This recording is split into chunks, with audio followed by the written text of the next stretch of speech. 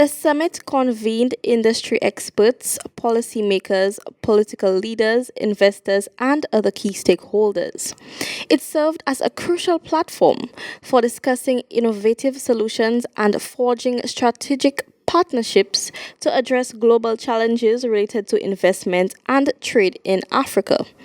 Attendees included prominent figures from various sectors, all committed to advancing sustainable development and economic growth. In his address, Prime Minister Pierre emphasized the deep historical and cultural ties between Africa and the Caribbean, highlighting the shared challenges and opportunities faced by both regions. Africa and the Caribbean must plan quickly to make the best use of this bright, youthful Africa driven by know-how, especially in science, technology, engineering, and mathematics.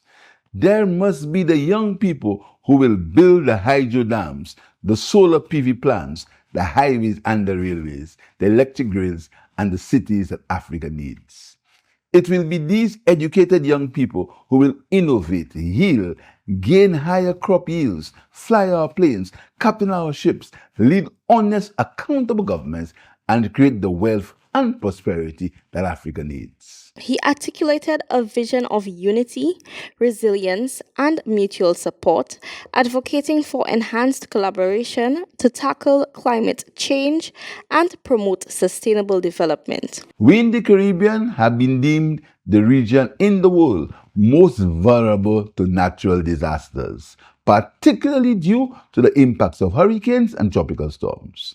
Just a few weeks ago, we were witness to Hurricane Beryl, the earliest known major hurricane ever, and the impact on the Eastern Caribbean on Grenada, St. Vincent and the Grenadines, Barbados, Jamaica, and St. Lucia. These hurricanes can wipe out the equivalent of years of economic activity in just a day.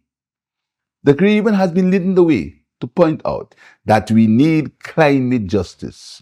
We pollute the least but suffer the most. The Prime Minister Pierre emphasized the strong demographic and cultural connections between the Caribbean and Africa, describing the Caribbean as the firstborn child of Africa. He referenced reggae legend Bob Marley and Nobel laureate Derek Walcott to highlight the long-standing desire for reunification and mutual recognition.